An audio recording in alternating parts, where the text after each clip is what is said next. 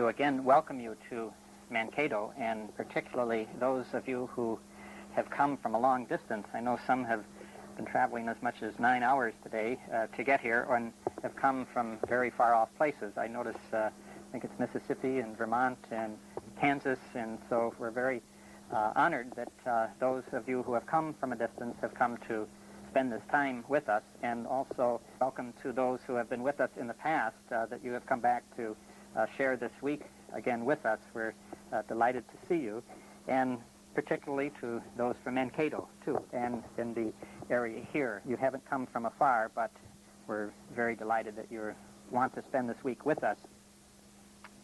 We just view this week as a week of grace in a special way, that it offers us the opportunity perhaps to be silent in a way that we've never been silent before, and to see what happens when we really let go of everything in order to be just silent and present to God.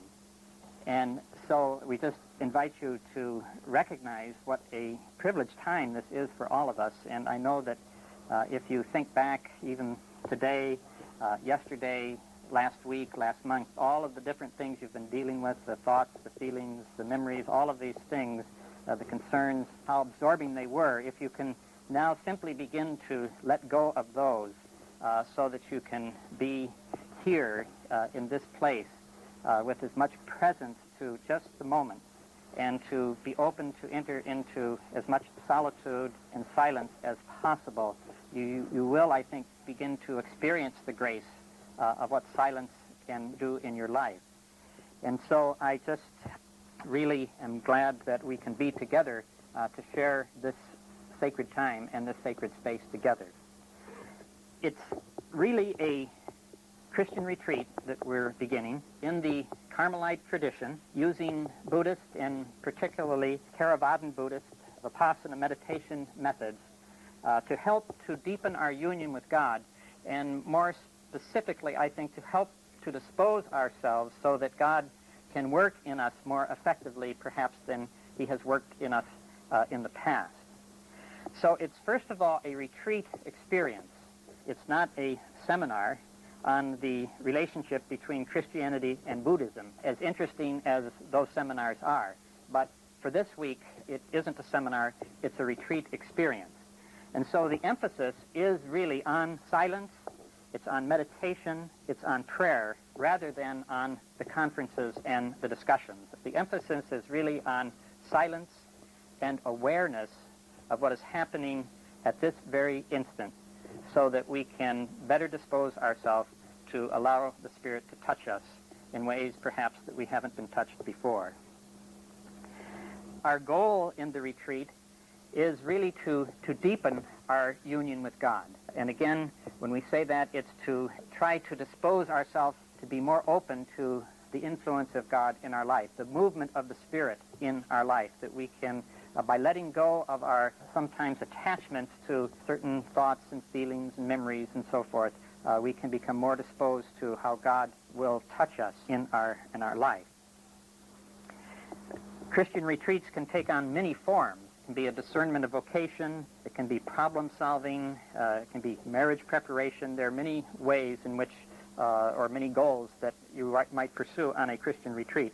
But our goal and our focus really is to deepen our union with God, to dispose ourselves for that union by a deepening of silence and a letting go within our own life. When we talk about union with God, we will be talking about it pretty much as this is understood in the Carmelite school of spirituality, especially as taught by St. John of the Cross. And by union with God, he simply means a union of likeness with God, that we become more like God in God's ways of viewing things, in God's way of thinking, God's way of acting. We come more in union, in harmony with that divine mind and divine heart. And we arrive at this primarily through faith. That's at least in the Carmelite tradition, it's only really in faith and in hope and in love that we're able to grow in this union with God. And it's this faith and this hope and this love that brings about the transformation of the entire personality. So our Carmelite conferences then will try to develop that a little bit more, what it means to seek union with God and what effects a deepening union with God will have and should have in our lives. We're going to be teaching a method of Eastern meditation, of Buddhist meditation, which is called Vipassana or insight meditation. It's a practice out of Theravadan Buddhism, and it provides a ancient method which helps us really to dispose ourselves through a process of letting go of inordinate attachments to desires and to feelings and to thoughts and memories and emotions, sometimes that we lock onto, that become obstacles in the way of God's transforming work in our life. The method helps us to let go of these attachments so that we can be better disposed to God's action in our life. We recognize, really, as we turn to another culture and use the practice that has been developed over hundreds of years, over centuries, that has been developed so well in another tradition and another culture different from our own, really what we might call God's revelation, his continuing revelation to his family through culture, and that this is one of the ways in which we realize that God is revealing himself to us in another culture that we turn to and adapt a practice from that culture that is most helpful to us as we try to deepen our own lives in the spirit within our own culture. In recent years, many have demonstrated the value of Eastern meditation practices for Christian prayer. And, of course, names like Thomas Merton and Bede Griffiths and William Johnston and Anthony de Mello and many, many more have shown the value of Eastern meditation practices for growing in Christian prayer and in deepening Christian faith. And so that's really the process that we're involved in, and it is one, I think, that we will find has a great enrichment for us, and we believe in the Carmelite tradition that there are just so many ways in which we can see parallels between the Vipassana practice and all that St. John of the Cross is trying to help us to do in our life so that we can become more open to the movement of the Spirit within us.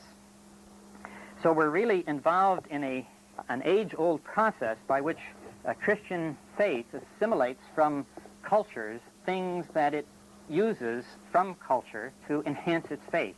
Augustine using Plato and Platonic thought to help get a deeper understanding of Christian faith. Thomas Aquinas did it with Aristotle. Today we turn to the human sciences to help to understand Christian faith. And the process that we're involved in here, I think, is simply the similar one, that we now who are Christians in a fairly Western culture, we draw upon the practices of Buddhism to deepen our own union with God without ourselves becoming actually Buddhists or committed to the religious tenets of Buddhism.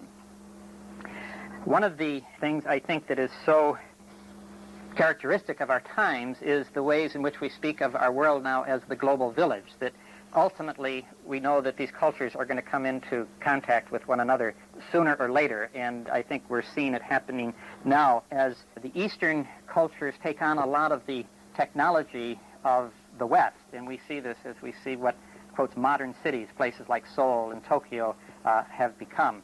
But on the other hand, that we in the technological West, we're taking on some of the gifts and the contributions of the East, what we might call the technologies of the Spirit, which help us in the in the West, in our culture, to become more attuned to the inner life, the interior life, and to use practices that help us become more aware of what truly is within the mind, within the inner life. So this is the, you might say, the goal that we have for ourselves. It's a Christian retreat in the Carmelite tradition using Buddhist meditation practices to help deepen our union with God in faith. I'm mostly going to talk to you about the meditation practice itself. We have many different understandings of what meditation means to us. A very common understanding of meditation among Christians is that it is thinking about something. Like you take a passage of Scripture and you think about it, turn it over in your mind, ponder it. In the way in which the term meditation is used in Eastern traditions, it's closer to what many Christian traditions call contemplation. It's an activity in which we choose not to think in order to practice concentrated awareness. What is it we're going to be aware of? Again, there are two main forms of meditation in this sense. Meditation is concentrated awareness. Some of you who have done things like Jesus' prayer have done a concentrative form of practice where you choose a particular object, focus all of your attention on awareness of that object, like the sacred name, and exclude everything else. This practice is a different form of concentrated awareness. It's what's called an uncovering or an opening up, sometimes a purgative form of meditation. The idea is to develop pan-awareness of what are immediate, ongoing, moment-to-moment experiences. Now, if somebody tells you sit there and be pan-aware of what your moment-to-moment ongoing experience is, that's a pretty overwhelming task. So there is a method that's used that makes this a quite manageable task. But even at that, if one were given the total method all in one blow, you'd feel a bit overwhelmed. So we are taking it piece by piece. We start working with sheer concentration, which is mindfulness of breath, which is how many, many forms of meditation start, but in a particular way, the way that's done to build the base for this particular practice. And then over the first 5 days of the retreat, we'll be giving out, we'll add this to your practice now. Now we'll add this to your practice, so that you build a consolidated base working with particular parts of it, and then more is added. So by the time you have the entire practice, there will be nothing that you experience that is not part of the meditation practice. At the very beginning, we'll tell you not to pay attention to some things when you become aware of them, because we've not taught you the method for working with them yet. But over the period of the time we have here together, more and more of this experience will become part of your practice. This practice requires a sustained effort. It pays off for that sustained effort, though, because what it is asking us to do is to be with exactly what our momentary experience is and nothing else. We don't start thinking about our experience, analyzing it, working it over. We don't add anything. We stay just with what we're experiencing. There's a tremendous discipline in that, and also a tremendous understanding that comes to us about how greedy we can be about our own thinking process and the ways in which we want to deal with and add to or subtract from our experience rather than being with it. As we faithfully pay attention to what might seem very mundane things to you in the beginning, an itch on the cheek, a twitch in the leg, an emotional state that arises in us. As we pay faithful attention to these things, we find that this grounding opens our awareness to more and deeper penetration of our experience. In the course of a week-long retreat, a fair number of you should become aware of a lot of things about yourself that you didn't know before. A week-long retreat is plenty of time for this to start happening. Your awareness goes deeper. It opens up what's been closed. It unblocks what's been knotted up, uncovers what's been sealed, unlocks what's been locked, loosens what's been hardened. And it starts you on a process that all the world's great spiritual traditions, especially including our Master John of the Cross, has said, the way to knowledge of God is through knowledge of self. There is no other way. So we start with very mundane aspects of self-knowledge, and the knowledge deepens and deepens and deepens. This form of meditation is not a vacation. As I say, it's hard work. But surprisingly, it does bring a kind of relaxation of body and mind. Brings a lot of physical healing with it. It has good benefits to one's health. This practice is not a psychotherapy, although it also has many psychotherapeutic effects. And tremendous amount of emotional healing occurs among people who do this practice. This practice is not a way to solve problems, but people who do this practice often find that problems they had tossed and turned and torn up one side and down the other somehow seem to resolve themselves in a clear, penetrating understanding of what's going on and what needs to be done. And again, it is not about thinking.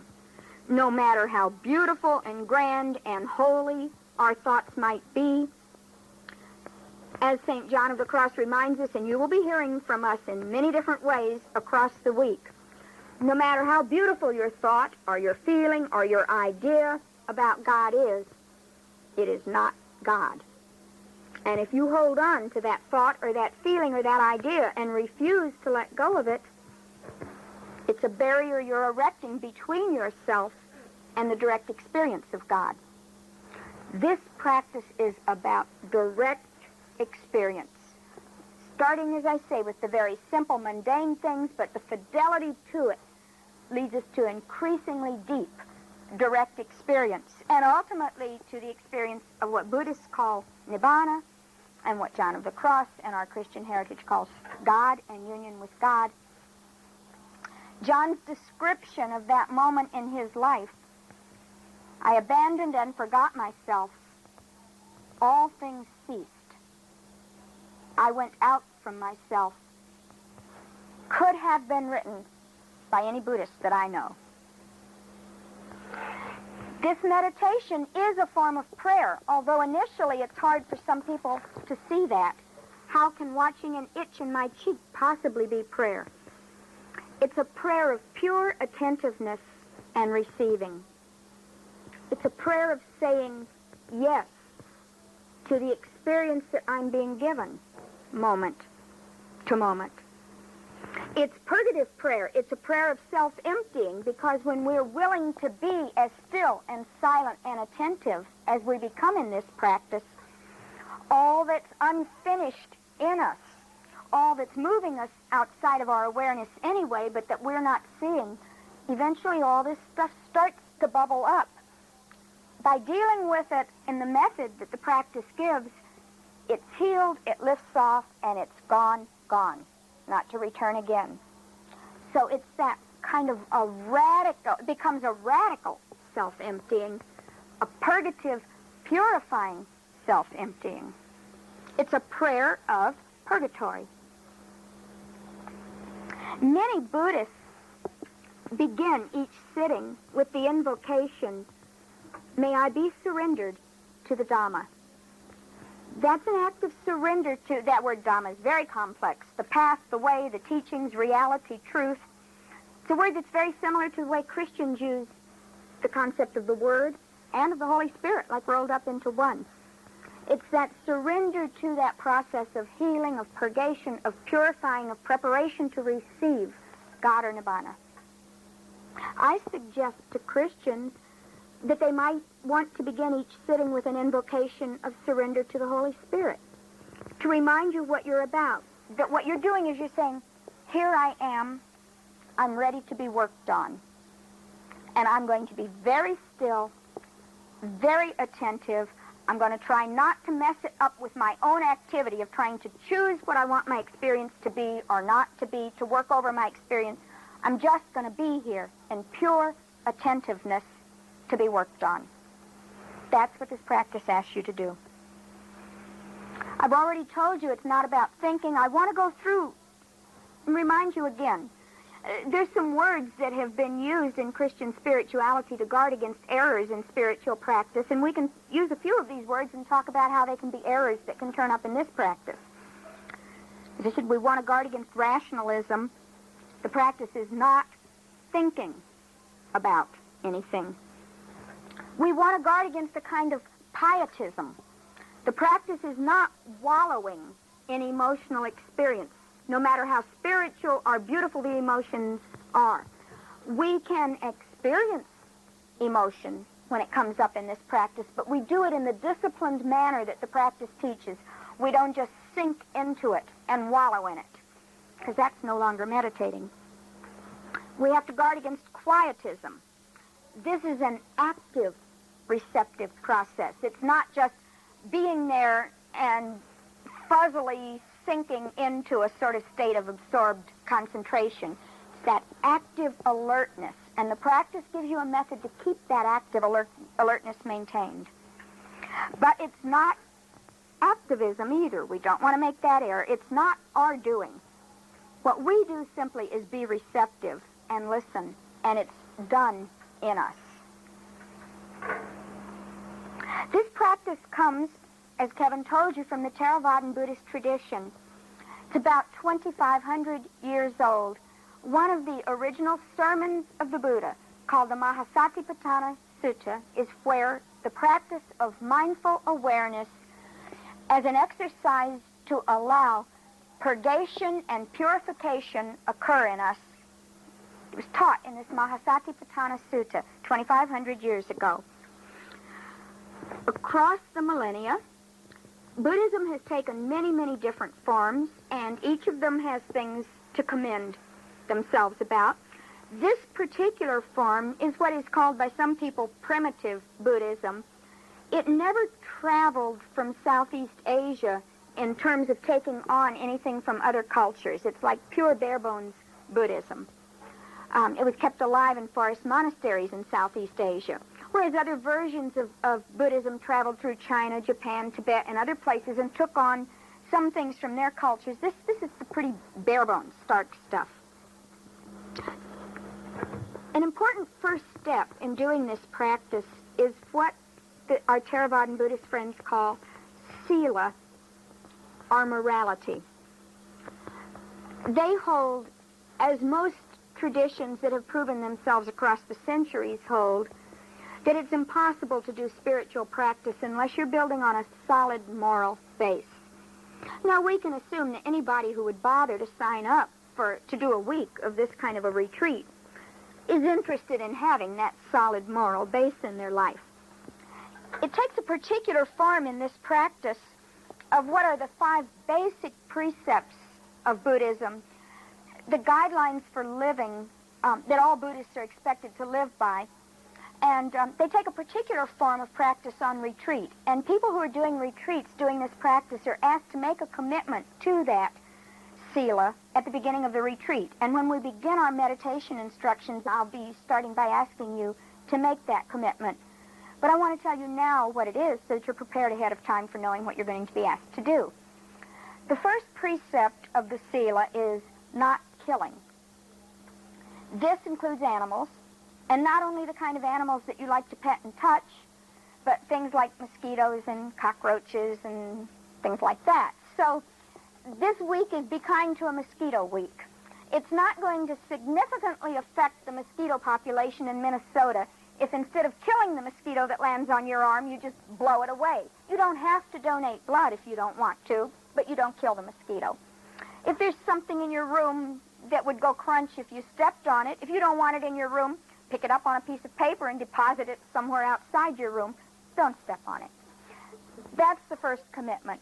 This care about life, this reverence for life forms, has a wonderful effect on the mind. It really does.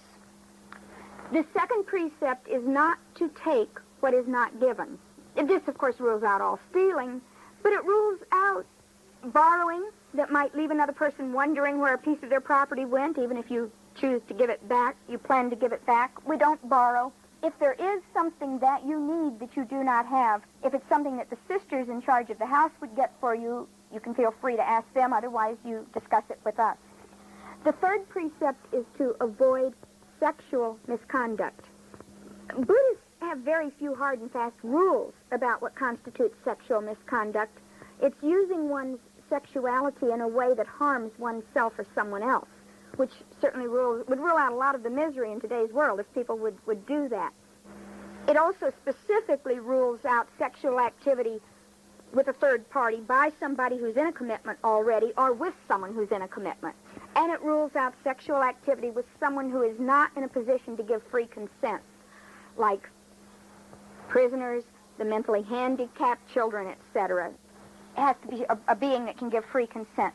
On retreat, it takes a special connotation. It means absolutely no sexual activity, including solitary sexual activity. Absolutely no sexual behavior of any kind on a Theravadan retreat. The fourth precept is to avoid wrong speech. It rules out lying.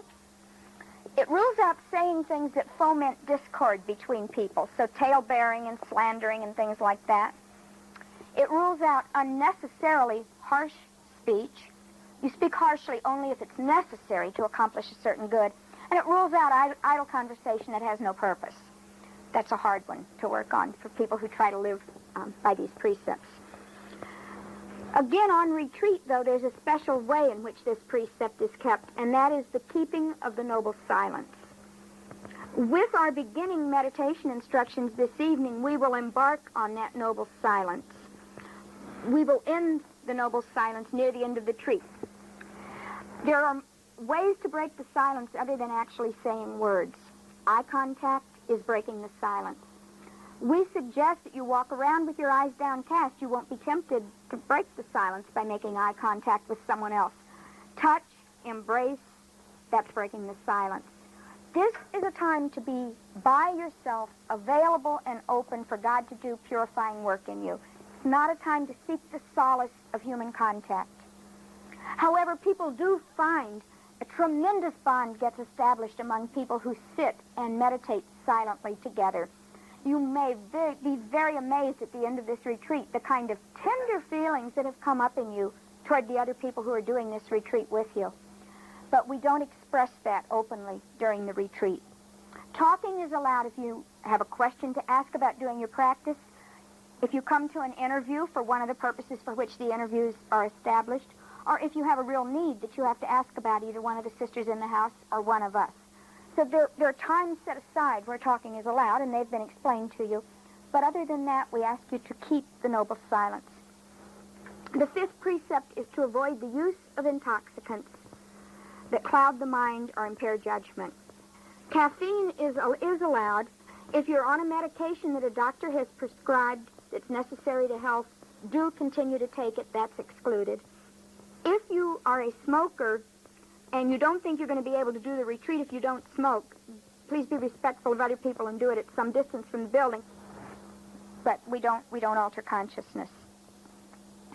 So those are the points. Daniel will be saying more about actually doing the practice now, but that gives you some idea of what its basic purposes and goals are and where it came from. As Father Kevin said in the beginning, this is a very graced experience. And I know from my own experience in having made retreats, Vipassana retreats, that one of the most important aspects of this retreat, as Mary Jo has just talked a bit about, is that of silence. It is an integral part of the retreat because, as has been explained to you, it's an emptying type of retreat.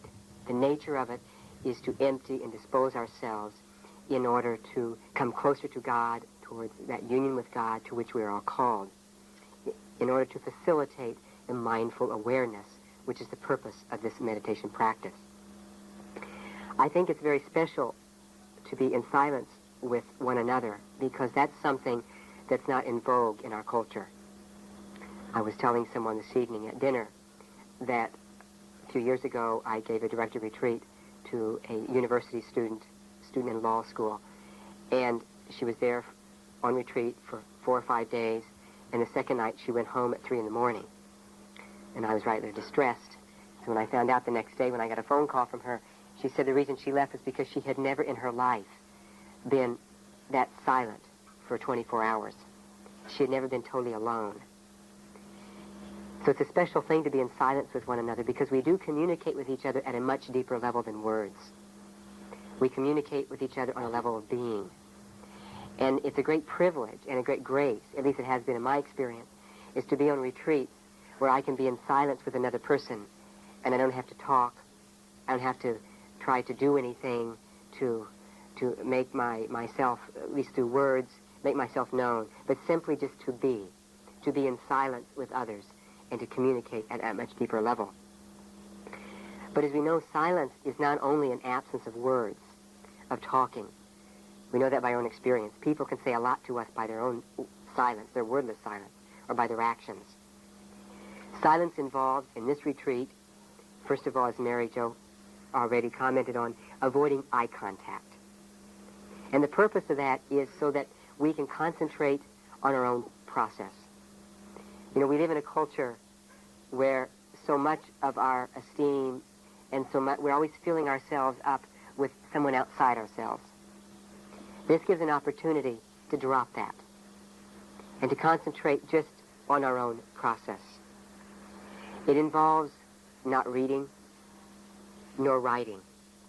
And the purpose of that is not because reading and writing is bad. Buddhism is not, nor is silent retreat, is not anti-intellectual. But it's because to read and to write gets the mind and the thought process all worked up. And that's what we don't want to do in this retreat. It's not a retreat where you're going to come away with a lot of ideas. You know, we live in a culture, too, and also many Christian retreats, many retreats. You know, someone comes on a retreat, they have a problem, and immediately we give them a book. We'll say, oh, this will help you, read this. This will help you. Or this idea will help you. This is not that type of retreat. The wisdom and the insight that we seek here is something that comes from a much deeper level, from within ourselves. So we'd ask you not to read and not to write. We would also ask you, and it's already been hinted at, is to refrain from problem solving and a lot of voluntary thinking. Of course, some people hear this and they say, what do you mean? I can't read, I can't write, I can't think. I can't, what can I do? I can't lie, I can't steal, I can't have sex, I can't think, But the thinking, what do I mean by that? And what I mean is, I guess the best way is to share my own experience. The first time that I made an intensive Vipassana retreat, I made it after a year of a lot of struggles and a lot of suffering, a lot of personal issues that I was dealing with. And I went on this retreat with a lot of anger and a lot of unsolved business. And I got in the middle of the retreat. It was 14 days. And about the end of the first week, everything that I had dealt with during the year came up very powerfully. And I felt totally victimized. I thought, oh my God, what am I going to do with all this? I see this. All these issues that I dealt with, they're all here now facing me. So I went to my director and I said, this is really too much. I said, what am I going to do with this? I've got this problem, I've got that problem, I've got this issue, I got that issue. I said, what am I going to do with all this? And she said, you're not going to do a thing. Absolutely nothing. She said, the only answer is going to come from a much deeper level. You're simply going to be with all of that in silence, without judging it, without condemning it, without analyzing it. You're just simply going to be with it. And the wisdom and the insight and the understanding to all of that will come by your silent presence, by your silent, non-judgmental, non-analytical presence. And when she said that, it was like all the stars in the sky lit up for me, and the rest of the retreat was very good. Other words, if once we get caught in our own story, and all of you have come here with problems and issues, some of which you may not be aware of, but it may emerge during the retreat. It's best not to try to work and deal with all of that and to try to figure all of that out, but simply hold that in mindful awareness, non-judgmentally, in silence. Try to hold the tension of that without trying to get into all of that. That's what I mean. That's not easy. That's a real challenge. And it's a tremendous wisdom from the Vipassana, from this Eastern practice, because their view of psychology is very different than ours. We in the West come at things from a very analytical perspective. We have a problem, we have to analyze it, we have to figure it all out, boom, boom, boom, so we can come to some resolution and get on with life. That's not the way the East deals with personal issues or problems that arise. The way they deal with it is through a mindful awareness and presence to it, letting it be, without getting involved in the story. And that's hard for us to understand. But the only thing I can say, and I can only say it from my own experience, because it was very difficult for me to also understand that. And I've had other experiences. I've had other intensive retreats in Vipassana where very difficult things came up in my practice, and it was very difficult for me just to let go of that and to be with it. But I learned that if I just did the practice, just mindful with what the instructions tell me to do, the other will take care of itself. And it's something we can only learn by experience. So I would ask you that silence really that we're working for here is that deeper interior silence.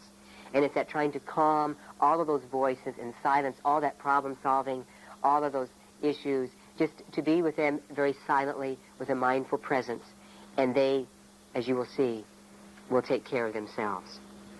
And you'll understand that the more that Mary Jo unfolds the practice, explains it to you in the meditation practice, and the more that Father Kevin and I talk to you, and all three of us talk to you in our conferences. Another reason for the silence is because, as I said, the purpose, and this is the main reason, it's already been touched upon, but I'll just say it once more, is that the purpose of the silence is so that all of us will receive the most maximum benefit from this retreat, which is to dispose ourselves, to open ourselves to the inflow of God's love and the awareness of God's in all things. And for that, we simply need to be still. It's an invitation simply to be still. You are here for a week just to be. You don't have to go anywhere. You don't have to prove anything. You don't have to come up with a lot of ideas. You don't have to solve anything. You just simply have to be still. And to close with, just give a quote from St. John of the Cross, where he says in one of his maxims, he says, "What is needed before this great God is silence with the tongue and the appetite. For what is most effective before God, or what he hears most, is the silent language of love." Thank you.